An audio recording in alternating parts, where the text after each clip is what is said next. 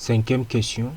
Le code ci-dessous est supposé faire un appel à une méthode statique d'une classe communément utilisée de Spring Security.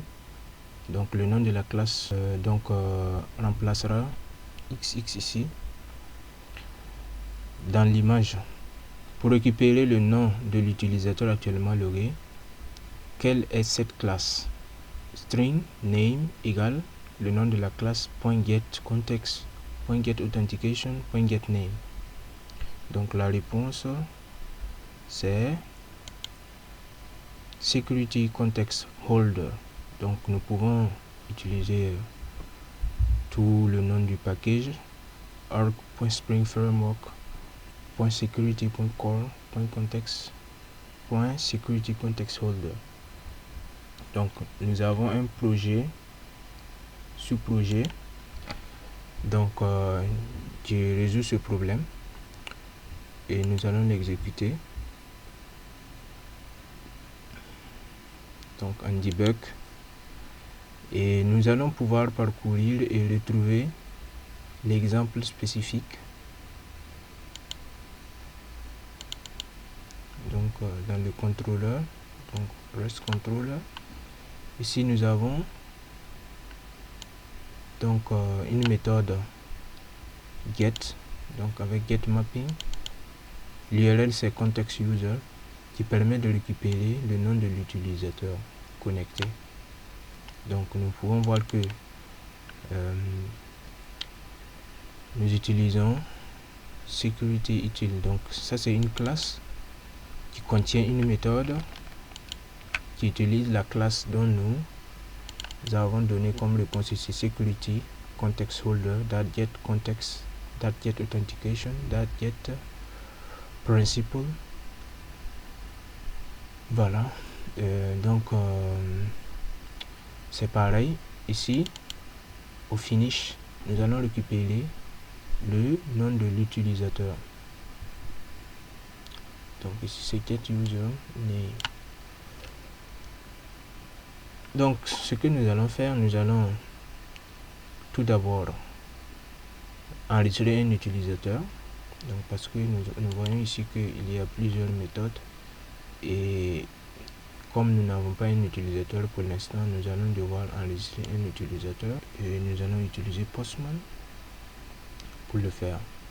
Donc ici pour enregistrer c'est /register, nous passons en body user. Donc nous pouvons regarder user prend quoi, donc les attributs de user pour pouvoir faire notre requête de création.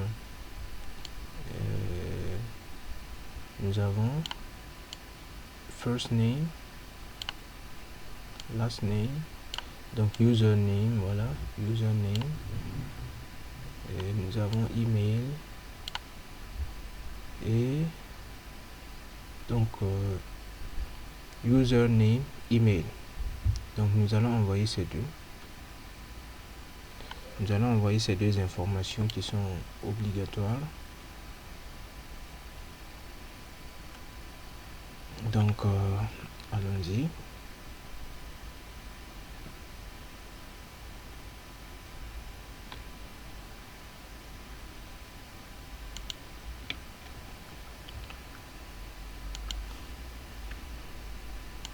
Donc nous allons faire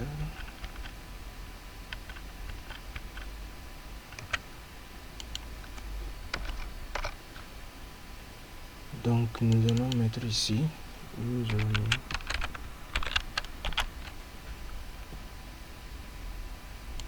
égale 805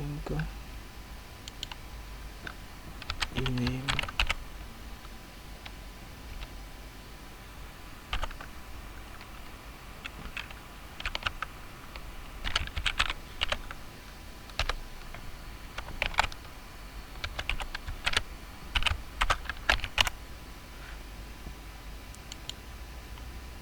donc point virgule. Donc nous avons ça. Ensuite donc l'adresse, si je ne me trompe pas, c'est 81 register. Donc nous allons envoyer ça. Donc c'est du post mapping. Donc c'est du post mapping. Et nous allons l'envoyer. Donc c'est du post mapping. Donc envoyons. Donc ici on nous dit 403 forbidden. You needed to log in to access this page. Ok. En fait, le problème ici, c'est le fait de l'URL. Donc l'URL n'est pas correcte parce que nous devons avoir donc un préfixe. Donc ici qui est /user. Donc c'est à la suite de, c'est comme un URL parent et des URL fils. Donc c'est comme sur Angular, nous avons parent and children. Ici nous pouvons dire que ça c'est parent et les autres sont children. Donc ce que nous allons faire, nous allons repartir pour exécuter notre requête pour créer un nouveau utilisateur. Nous allons d'abord mettre le parent, l'URL parent, user.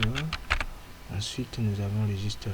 Nous allons envoyer donc encore la requête. Normalement nous allons pouvoir créer un utilisateur et avoir un mot de passe en console. Donc on dit internal server error. Ok, internal server error. Nous allons vérifier est-ce que en base de données un utilisateur est créé. Et oui, un utilisateur est créé en base de données. Vous allez le voir. Voilà. Vous voyez que un utilisateur est créé. Maintenant, ce que nous allons faire, nous allons voir pourquoi il y a internal server error.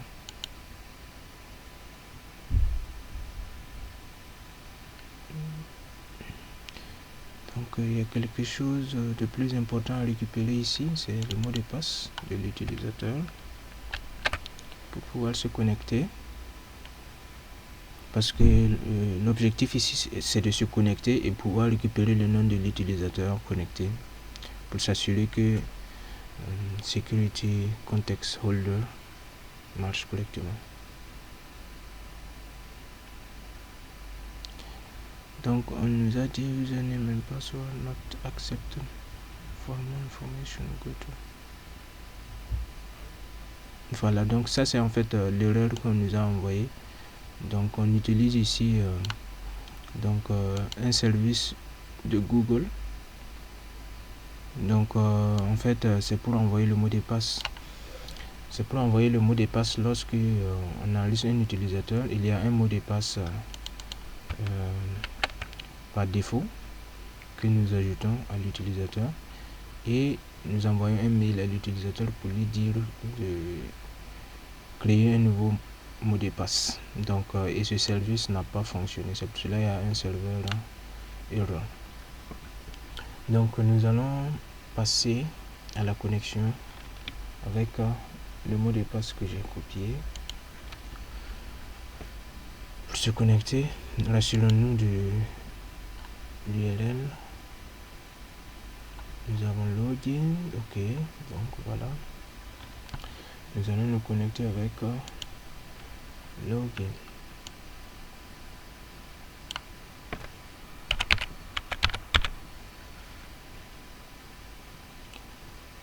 Donc nous allons utiliser, je vais commenter ça. Je vais commenter. Je vais mettre le password. Donc pour voir en fait le mot de passe, dans l'utilisateur, password, where is it? Voilà, password. Donc pour s'assurer que la clé JSON correspond correctement. Donc la clé c'est password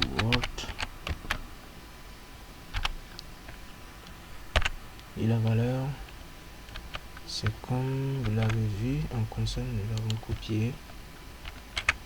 Voilà,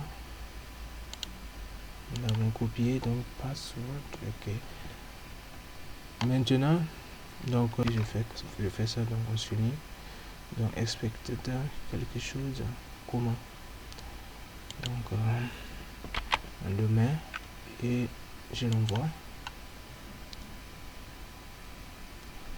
Maintenant l'erreur c'est username or password incorrect, donc ça veut dire que je vais devoir utiliser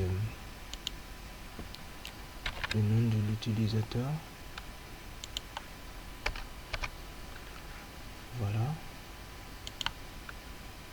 Voilà, maintenant j'ai pu me connecter. Donc j'ai pu me connecter, je peux voir tous les détails de l'utilisateur. Voilà, et ce qui est important ici c'est username. Donc username ici c'est isanf5. donc l'objectif final c'est de faire une requête, donc context user, pour pouvoir récupérer le nom de l'utilisateur connecté. Donc disons que l'utilisateur est connecté actuellement, donc nous avons l'utilisateur qui est connecté. Ici moi j'ai un token, donc je peux vérifier dans les headers que j'ai JSON web token. Donc je peux en fait le copier pour mettre de l'autre côté, donc pour mettre dans ce tab ici et pouvoir faire la requête. En ce moment j'ai le droit. Donc une fois que l'utilisateur perd cette valeur, donc l'utilisateur n'a plus le droit. Donc c'est ce que nous allons faire ici. Donc pour que cette requête marche, nous allons devoir donner l'autorisation, donc dans les headers. Donc ici nous partons dans headers, donc authorization